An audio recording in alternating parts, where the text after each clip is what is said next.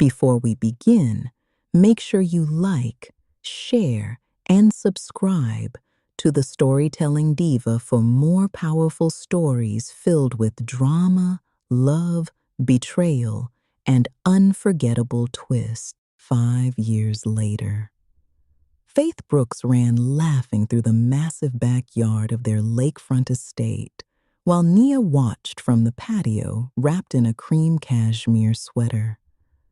Sunset painted the water gold as Isaiah slowly walked toward them, with only a slight limp remaining from the accident that nearly took his life. To the world, they were untouchable, a billionaire power couple, a love story people admired, a family built from survival. But healing had taught Nia something important. Peace never means the past disappears.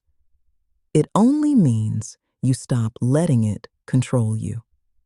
That night, after Faith fell asleep upstairs, Isaiah poured 2 glasses of wine while Nia reviewed sketches for her newest international beauty campaign.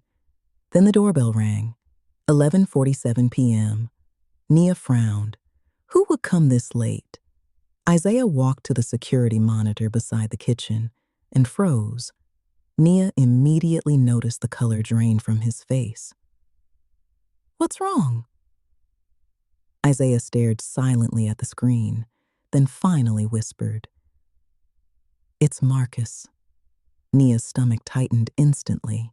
She hadn't seen him in nearly 3 years, not since he sent a final letter apologizing for everything before disappearing from public life completely. Isaiah opened the door cautiously. Marcus looked nothing like the man they remembered. He looked sick, not physically, soul sick.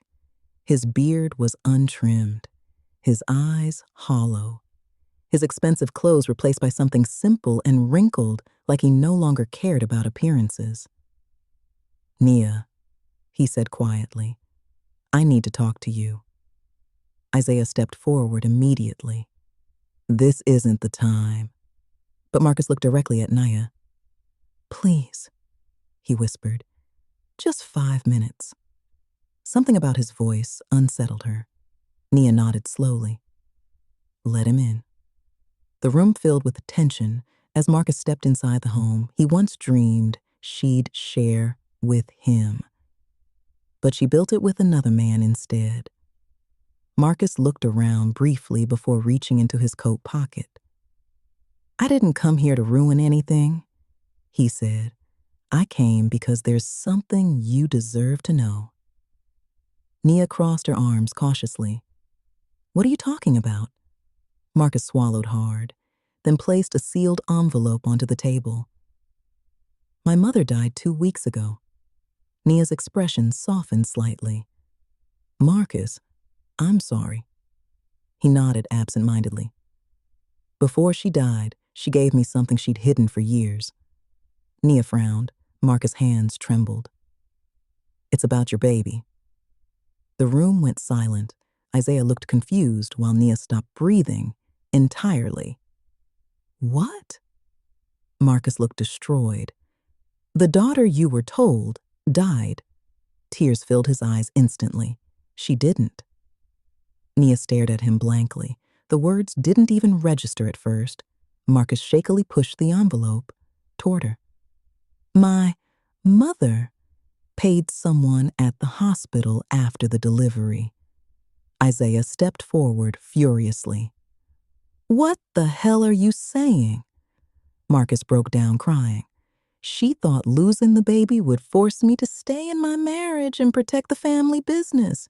She arranged a private adoption through someone she knew." Nia's knees buckled so hard, Isaiah barely caught her before she hit the floor. "No," she whispered weakly. Marcus cried openly now. "I didn't know. I swear to God, Nia, I didn't know until after she died." Nia snatched the envelope with trembling hands.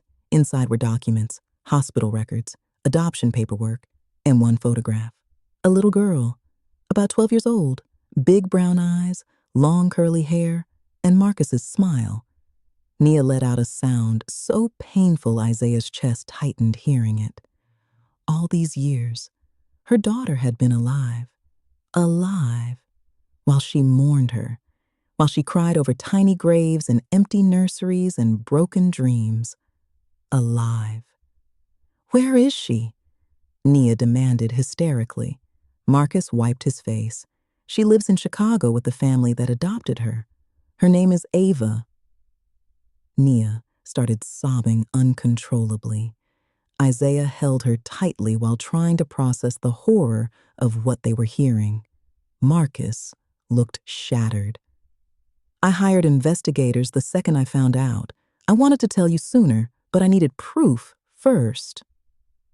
Nia suddenly looked up at him with rage, unlike anything Isaiah had ever seen. You let me bury my child. Marcus shook violently.